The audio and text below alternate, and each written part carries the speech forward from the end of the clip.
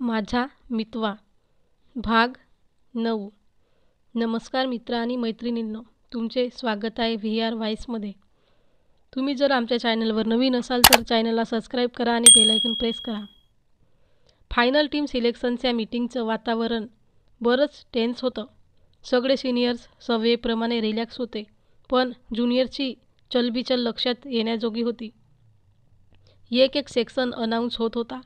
जयचा एक bit budget सेक्शनमध्ये select झाला होता. रेवा आणि वेद कमालीचे खुश झाले. स्टोरीबोर्ड प्रेझेंटेशन सिलेक्शनकडे बऱ्याच जणांचं लक्ष होतं.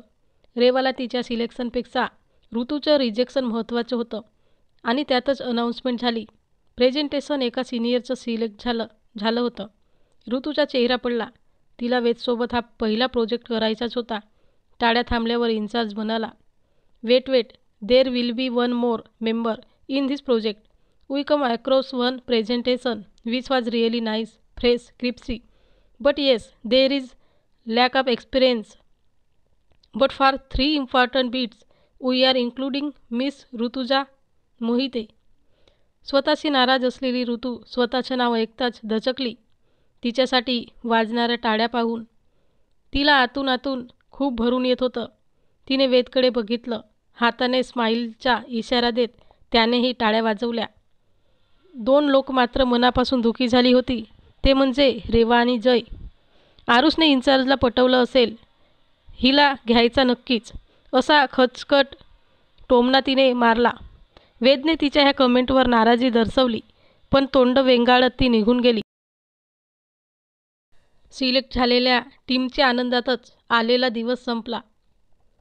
टीमचे पुढचे 5-6 दिवस डॉक्युमेंटेशन, अपलोडिंग, फॉर्मॅटिंग, एडिटिंग यातच जाणार होते. टीम सिलेक्शन होऊन 2 दिवस झाले होते. लंच ब्रेकला रेवा आणि जयेश होते. वेद आज ऑन ड्युटी मीटिंगला होता आणि अजून परतलेला नव्हता. रेवा एकदम अगरबत्ती गोष्ट झाली, तू तर आनंदाने उडशील. जेवण सुरू करत जय म्हणाला, अगरबत्ती? काय झालं? तिने गोंधळून विचारलं. अरे बाबा, म्हणजे विना जाळ विना आग, सुमडीत फक्त सुहास. एकदम अगरबत्ती टाईप्स गोष्ट. तो हसत म्हणाला, सी काय रे जोक करतोस जय? तिला हसू आवरत नव्हतं. अगं त्या ऋतूला कसं एक्सपोज करतो बघ वेदसमोर. आपल्या वेदला आजकाल खूप पुडका येतोय असं मला वाटतंय. तर ती मुलगी कशी आहे ते मी त्याला दाखवून देणार. भक्कम प्रूफ आहे आपल्याकडे. फक्त आता विचारू नको, काम झाल्यावर सांगेन. आता बघच तू. काय? अरे तू साक्षात बघ. आता ओनली राडा शनिवार वाडा. हवेत तलवार फिरवल्यासारखं करत तो म्हणाला. त्याच्या ह्या आवेशावर कितीतरी वेळ जेवायचं विसरून रेवा खडखडून हसत होती. तिला खूप दिवसांनी असं हसताना बघून जयसुद्धा समाधानाने हसला. जय, अगदी लवकर बोल, काय सांगायचं होतं तुला? केव्हाचे मॅसेज टाकतोय, भेटायचं बोलायचं. त्याच दिवशी पार्किंगमध्ये वेद आणि जय बोलत उभे होते. हो सांगतो, धीर धर. मला सांग, मागे रेवावर चिडला होतास ना की त्या अप्सरेला एकटं सोडलं म्हणून? आता सांग, तुझी ती अप्सरा ऑफिस सुटल्यावर लगेच घरी जात नाही आहे, तर 8 वाजता इथून निघते. आणि एक अजून आनंदाची गोष्ट म्हणजे साक्षात आरुषही सकाळी फोनवर सांगत होता कुणाला गेला की त्याला घरी जायला 11 वाजत आहे सध्या. आता बोल, विचार कर, काय कनेक्शन असेल? तो जिंकल्याच्या आविर्भावात म्हणाला. त्याच्या ह्या बोलण्याने मात्र वेद चिडला. त्याची कालर गच्च धरून तो म्हणाला, साक्षात खुन्नससाठी मुलीच्या कॅरेक्टरवर पण घसरायला लागला का? एक शब्दसुद्धा तिच्यासाठी वेडावाकडा काढायचा नाही. कुत्सितपणे हसत त्याचे हात कालरवरून काढत जय म्हणाला, भावा, मी गृहीत धरलं होतं तुझी हीच रिॲक्शन येणार, पण तुला साक्षात्कार घडणं गरजेचं आहे. तेव्हा आजही थांब.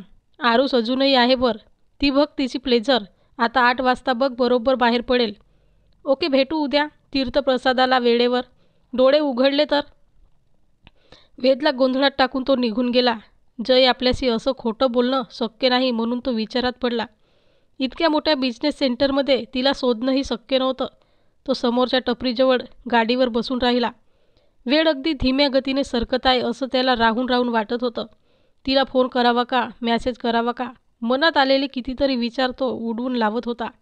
8 वाजले तरी तिचा पत्ता नव्हता. जरा वेळाने मात्र त्याला ती दिसली. तिने स्कार्फ गुंडाळला, हेल्मेट घातलं आणि ती निघूनही गेली. त्यानं पाहिलं फोर व्हीलर पार्किंगमध्ये आरुषची गाडी अजूनही होती. जयने डोक्यात सोडलेला संशयाचा किडा मिनिटागणिक वाढत होता. त्याने रागातच गाडी सुरू केली आणि तो निघाला. आज प्रोजेक्ट मीटिंगमध्ये वेदचं लक्ष लागत नव्हतं. सारखा विचार करून पुरेशी झोपही झालेली नव्हती. आज ती अगदी नक्षत्रासारखी दिसत असली तरी तिच्याकडे पाहून त्याला संताप येत होता. त्याच्या चेहऱ्यावरची नाराजी ती वाचू शकत होती. त्यामुळे तिचीसुद्धा तगमग होत होती. जय हे पाहून मनोमन सुखावला होता. केव्हा एकदा रेवाला हे सगळं ब्रीफ करतो असं त्याला झालं होतं.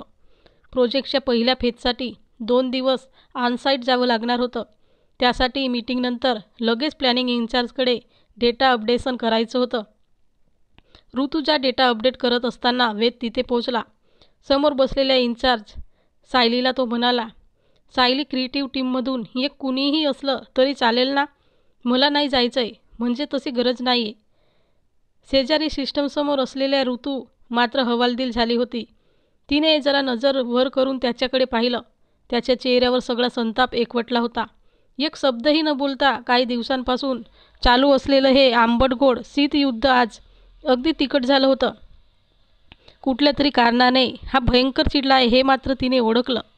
वेदसोबत नसणार ह्या विचारानेच ती अस्वस्थ झाली. त्याचं पूर्ण म्हणणं ऐकून घेत सायली म्हणाली, ठीक आहे, तसा मेल मला तुझ्या टीम लीडरकडून येऊ दे. मग मी डिलीट करते तुझं स्टेटस. ओके? ओके, येईल मेल तुला. थँक्स. तो तिरमिरीत निघून गेला. दिवसभर कामात दोघांचंही लक्ष नव्हतं. आज खुश तर रेवा आणि जय होते. जयने सगळा प्रसंग मस्त रंगवून सांगितला आणि जय ऑनसाईट जाणार नसल्याचं सांगितल्यावर तर रेवाला आनंदाच्या उकळ्या फुटत होत्या. ऑफिसनंतर कुणाशीही न बोलता तो सरळ पार्किंगला गेला. खरं तर त्याला कुठेतरी एकांतात जाऊन मोठ्यानं रडावंसं वाटत होतं. सारखा विचार करून अजून संताप वाढत होता. त्याने जरा गाडी वळवली तसं दुसऱ्या गेटच्या वॉचमॅनसोबत बोलताना ऋतुजा दिसली. तिने पर्समधून काही पैसे काढले आणि बळेच वॉचमॅनच्या हातात कोंबले. अजून थोडं काही बोलून ती निघून गेली. आता त्याचा पारा अगदी चढला. त्याने गाडी दुसऱ्या गेटला आणली, अगदी वॉचमॅनसमोर लावली आणि त्याची कॉलर पकडली. चल बोल पटकन. साल्या, कसले पैसे घेतो रे तू पोरींकडून? तोंड बंद ठेवायचं का? काय चालू आहे? बोल ना, सांग ना काहीतरी. नाहीतर? त्याचा उगारलेला हात व्यायामाने घोटीव झालेला बलदंड हात पाहून तो दबकला. साहेब सांगतो, पण कंप्लेंट तेवढी करू नका, विनंती करत तो म्हणाला. ये साल्या, बोल पटकन. चल, वैतागत तो म्हणाला. साहेब, माझा पोरगा आहे 5वीत. त्याला घेऊन येत असतो मी. गाड्या पुसायला तेवढीच वर कमाई होते. त्या दिवशी ऋतू मॅडमच्या गाडीवर अभ्यास करत बसलेलं. हुशार आहे तो. मॅडम बोलली त्याच्याशी. त्याने सांगितलं इथे गाड्या पुसतो म्हणून आणि माझा पोरगा आहे म्हणून. कुठली तरी परीक्षा देतोय, त्याचा अभ्यास करत होता. ऋतू मॅडम म्हणाल्या, असा नाही करत त्या परीक्षेचा अभ्यास. उद्या पुस्तक घेऊन ये, मी सांगते तुला.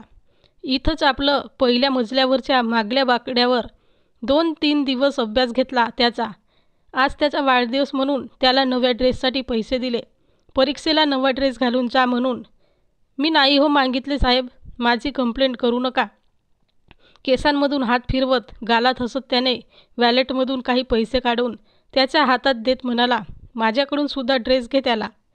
घाईघाईत त्याने सायलीला मेल केला. I am in for on site. Will update the data by night. उद्या जयला काय सुनवायचं ह्याचा विचार आणि स्वतःच्या विचारांची कीव करतच तो घरी गेला. बेंदेवाडी असा जुनाट मडकट हिरवट बोट पाहून गाडी आत वळली.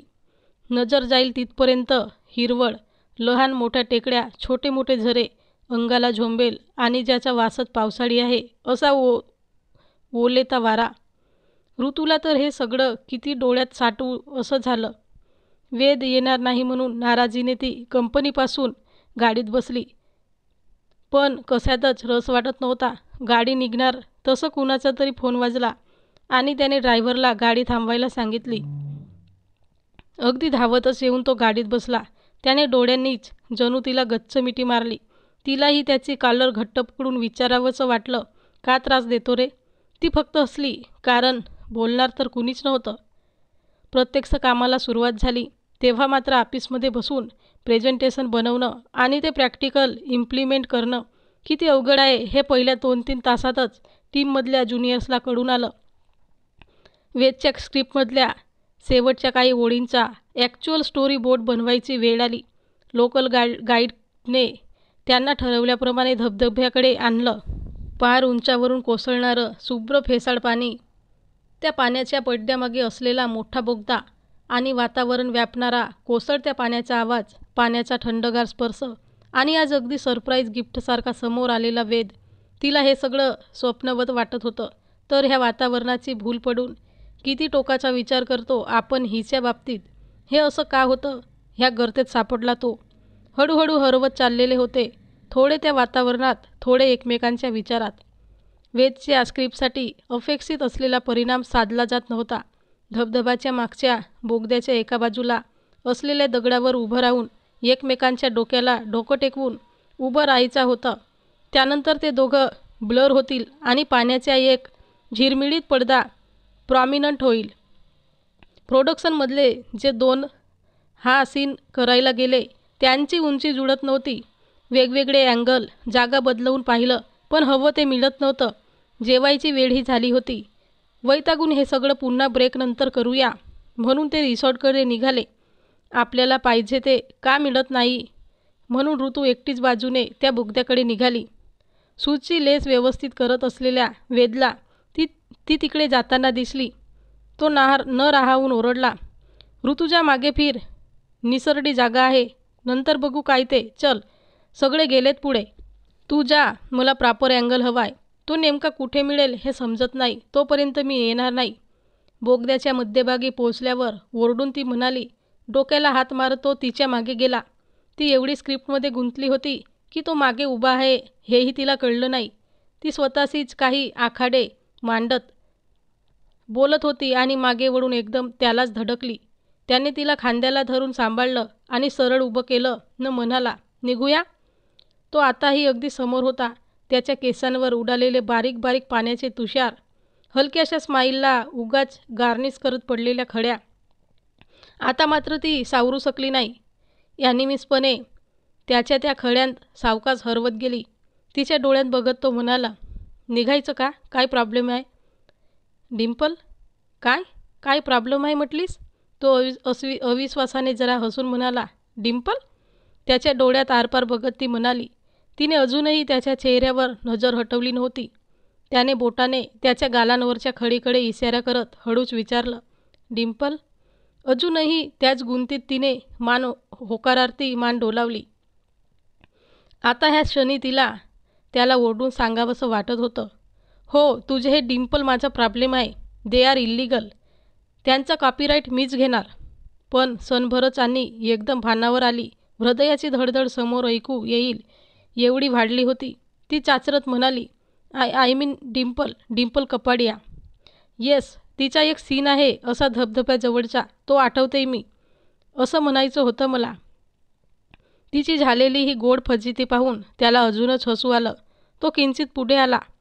कालपर्यंत दूर वाटणारा आज तो अगदी जवळ होता, अगदी श्वासाच्या अंतरावर.